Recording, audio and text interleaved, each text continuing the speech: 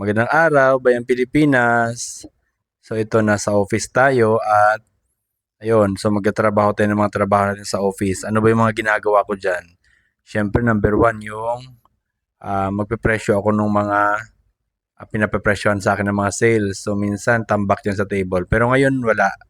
Pero iba yung mga documents dyan na nakatambak sa table ko na hindi ko matapos-tapos. Lalo yung pag-check ng mga resibo nila, ang dami. So, ayan, isang bag yan.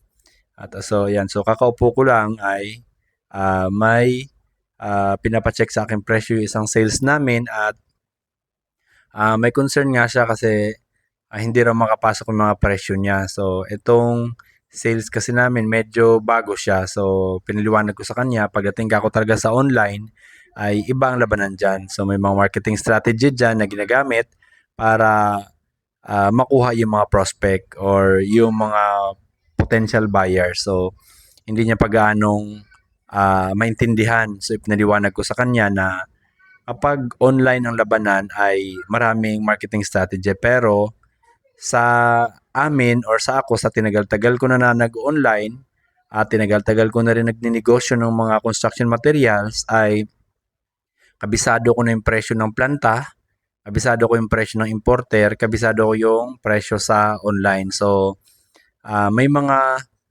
common strategy na ginagamit yung mga online marketing.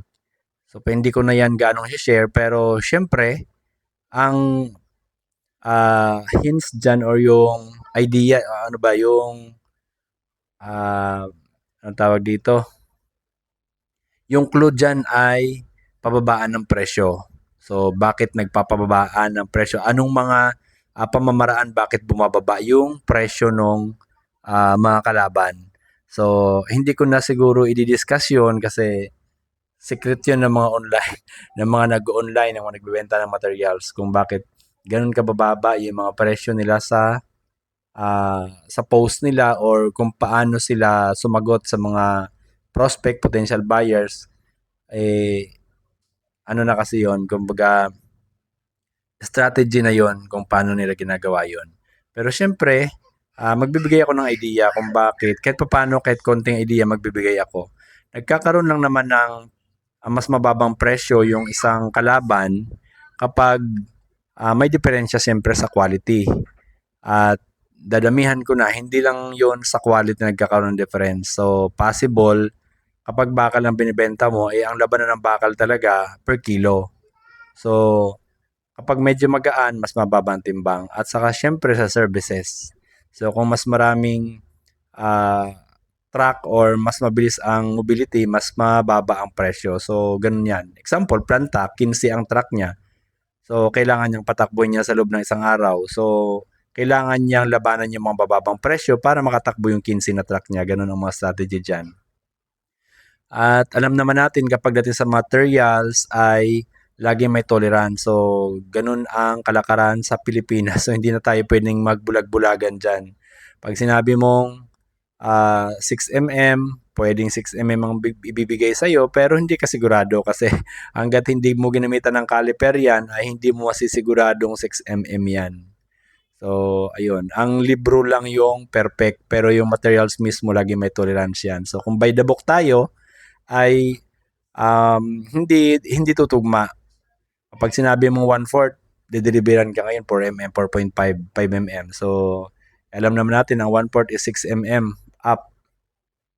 Pero, ganoon kasi, meron naman kasi talagang mga customer na gusto talaga yung eksakto, standard, kailangan i-caliper.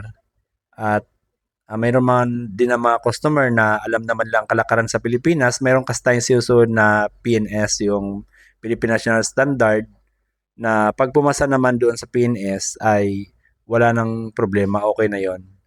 So, meron kasi, pag sa libro kasi syempre ang ginagamit natin, lalo sa conversion, yung metric system, America yan, US yan eh.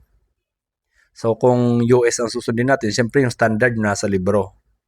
So, actually hindi naman US lang ang gumagamit ng standard, pero meron pa kasi tayong PNS. So, pagpasok naman sa PNS, wala nang problema yon. So, diyan nagkaka-difference mismo minsan kapag hindi na ipapaliwanag ni sales doon sa customer na may tolerance ang bakal natin, ay nagkakaproblema pagka na-deliver na. So, hinahanap ni customer ngayon yung eksaktong thickness doon sa in-order niya. Hindi ngayon maibigay ni sales dahil mababa ang presyo niya. So, doon magkakaproblema ngayon. Pero, kailangan marunong lang talagang paliwanag sa sales dyan. So, yun yung mga strategies sa online kung bakit nagkakaroon ng mas mababang presyo ang iba.